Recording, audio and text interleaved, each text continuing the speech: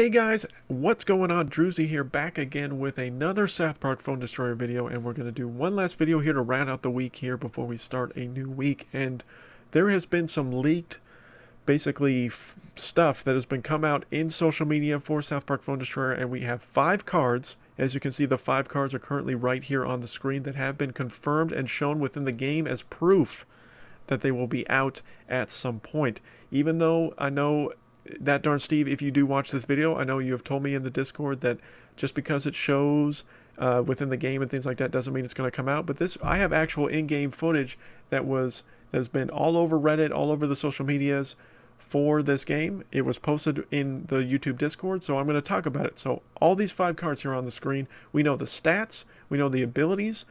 All of this is not fully confirmed, but this is what we are all based on leaked information, based on other tools and outlets. These are what we know so far about these cards. So I'm going to start with the card that is in the lowest tier necessary to obtain and work my way up. So it doesn't mean that these are the best cards as I work my way up. That'll be up for you for debate. I'm not going to really rank these 5 cards to see which one I think is the best, but I'm excited for all these cards. I'm really excited actually for the 2 Bebe cards, because I think the 2 Bebe cards are really going to be very strong, and because all the Bebe cards really have been fairly solid so far, but we'll be able to have all Bebes in all 4 themes if these do come to fruition. So the first card we're going to talk about is Robo Bebe. And as I go through this, I'm going to have the name of, obviously, of the card, the set, type, rarity, energy cost, and the ability, and show you here in the left-hand corner also where she's going to fall in the PvP arena. So for Robo Bebe, this information was leaked for Robo Bebe in the Ubisoft forum post for the BFU when they first talked about it. If you saw when they show the friendly battles decks, that Robo Bebe was in one of the decks used in the first friendly battle photo that they used in that forums update. So Robo Bebe's coming, guys. There's no way she's not coming in the game, and I suspect that she may be the next card that comes out as the next card launched in the game when a new card is added. And they said that a new card would be added when team events start. So whenever the new team event starts, I think Robo Bebe is going to be it. So Robo Bebe, she's a sci-fi card, ranged, common rarity, 3 energy costs, and her ability, when Robo Bebe kills an enemy, it increases her attack speed. I don't know if that attack speed increases as you level her up, what the attack speed buff is. I assume it's going to be similar to what Buccaneer Bebe does, as far as she increases her overall damage for each kill that she gets. So this will be interesting. I don't have extensive stats on Robo Bebe, like what her attack speed is, what her range is, things like that. So if you guys are looking for all of those stats, we're going to have to wait for these cards to come out before we know all that stuff. This is the only information that I know so far as stuff that has been leaked out and what people are at least saying most likely will be this way for these cards. So again, Robo Bebe will be, as you can see, in the level 5 arena, so in the basketball court, and you see she's in the top right hand corner.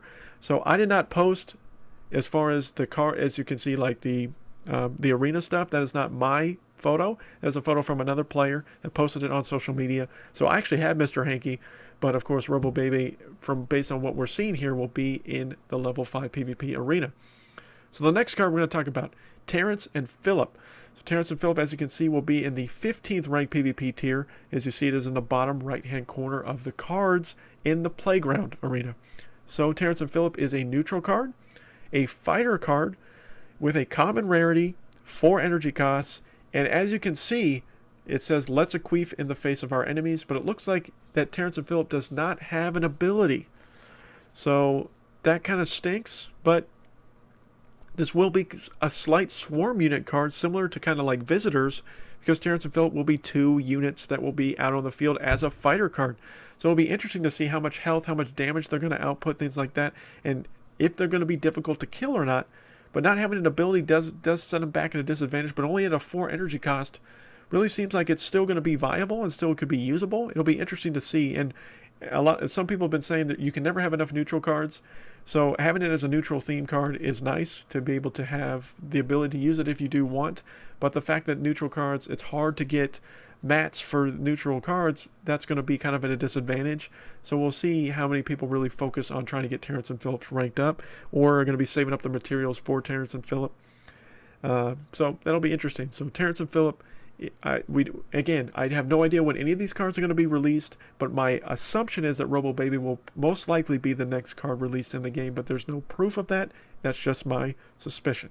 So the next card, Scout Ike. So Scout Ike will be the mystical assassin for Ike. So Ike is in 3 of the themes right now. This would be his 4th Ike, so then he would finally be in all 4 of the current themes. He would be a common rarity, like most of his other Ikes. A 3 energy cost, and his charge ability would be he would gain 1 energy per charge. As you can also see, he would be in the level 20 PvP arena in Little Tokyo, as he is in the middle, there in the top of the middle row. So that would be really interesting to see how fast his charge kicks in. Is his charge going to kick in as fast as Smuggler Ike does? Because if so, that actually may be fairly useful to actually finally have an assassin in the mystical theme worth a damn, because it'd be a common version. Currently, the 2 mystical assassins that are of any use are epics, so to have a common rarity would be nice. But this would be an interesting Ike, to be honest with you, and would be interesting to see when he comes out and how useful he's actually going to be when he's out in the game. So I think this could actually help the mystical theme bounce back a little bit, even though, yes, their 2 spells got severely nerfed with Power Bind and Purify, which allegedly the developers are looking into adjusting those cards yet again to not be as punishing as it was to them in this last update. So maybe this will be at least some help to the mystical theme when Scout Ike does come out. But we're going to go ahead and talk about the next card real quick, which is Blood Elf Bebe. So Blood Elf Bebe, allegedly, I have her down in the adventure set. I assume she actually is in the fantasy set, so that's my bad. I miswrote that on my little screenshot here, so I do apologize for that. She would be a fantasy theme Bebe. So ignore the set. Sorry, guys. Her type will be ranged, a common rarity, 3 energy cost, and when Blood Elf Bebe kills an enemy, her max HP is increased and she heals by 10 each time. I assume that those stats will change as far as how much she heals by. If that's true, that could be ridiculous, that she could just keep healing herself and keep staying in the fight longer and longer. And in my opinion, fantasy theme is hurting for some range cards, so this would be a nice addition to have a range card for the fantasy theme that's a little bit stronger than some of the ones that are offered right now, because really only pretty much people just roll Catapult Timmy. That's really the only fantasy theme range card I see a lot. Dark Mage Craig is starting to make a little bit of a comeback because of his AoE damage and things like that, but his Warcry is just so bad, in my opinion, just to do lower the damage for the enemy new kid for a few seconds. So this would be nice to have a range card for the fantasy theme. And as you can see here, guys, she would be in the 35 rank PvP arena for the Forbidden Graveyard to go along with the Visitors, which is the question mark there, and Rich Doctor Token. So sorry for the misdoing here on Blood Elf Bebe. She will be a fantasy theme card, not an adventure card. But the last card we're going to talk about real quick, Incan Craig. So Incan Craig is going to be in the adventure set. That is right. His type is ranged, which is kind of interesting. That he looks, and a lot of people assumed he would be an assassin card, but a lot of people are saying he's going to be a ranged card. His rarity is going to be legendary, so it will be a legendary card, and as you can see, he will be in rank 45 of the PvP arena in the Enchanted Forest, and he is the only card currently in that tier.